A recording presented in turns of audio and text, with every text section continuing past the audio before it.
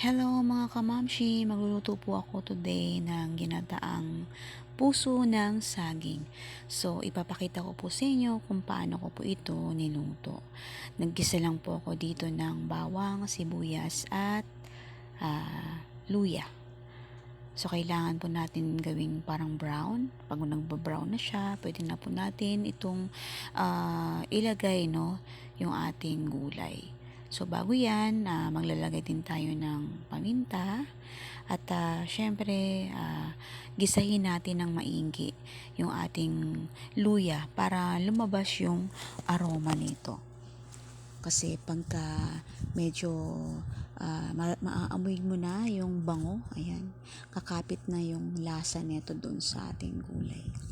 So, itong gulay ng puso ng saging, ginayat ko po siya kanina, and then kailangan po siyang lamasin sa asin.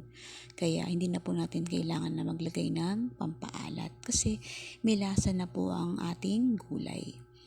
So, ayan po, panghihiwa-hiwalay lang natin kasi kailangan natin itong pigain para matanggal or kailangan natin maalis yung katas ng ating puso ng saging para hindi po mapakla yung ating gulay. So, ayan na nga po, nailagay ko na sa ating kawali at hahaluin din natin ito ng maigi para kumapit yung lasa ng luya, bawang at sibuyas at ng paminta. Ayan. So, sikreto po doon sa ating gulay na ulam para tumagal ay kailangan po natin maglagay ng suka. So, para po ito ay hindi madaling mapanis. Kasi itong ulam natin ay pampatagalan habang ito po ay tumatagal, iinit po natin siya.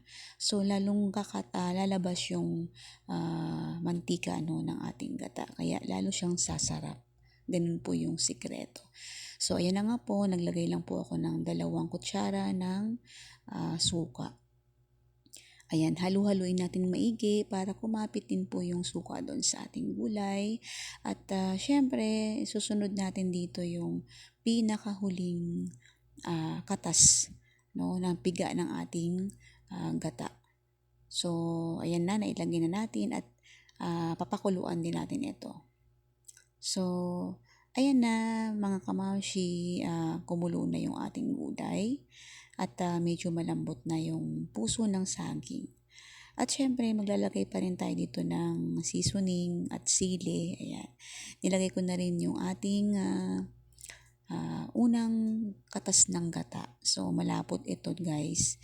At syempre, bukod sa malapot, kailangan maraming gata para mas malinamnam, mas masarap. So, ginamit ko po dito ay 2 niyog yung aking ginamit. So, ayan na nga po at hintayin natin itong maluto. At syempre, huwag nyo kakalimutan, ilagay natin yung bagnet. So, bakit ko siya hinuli? Para po hindi po madurog kasi naprito naman na siya. Para medyo crunchy yung ating meat. So, ayan na po, naluto na po yung ating ginataang puso ng saging. Sana po magustuhan ninyo. Maraming salamat!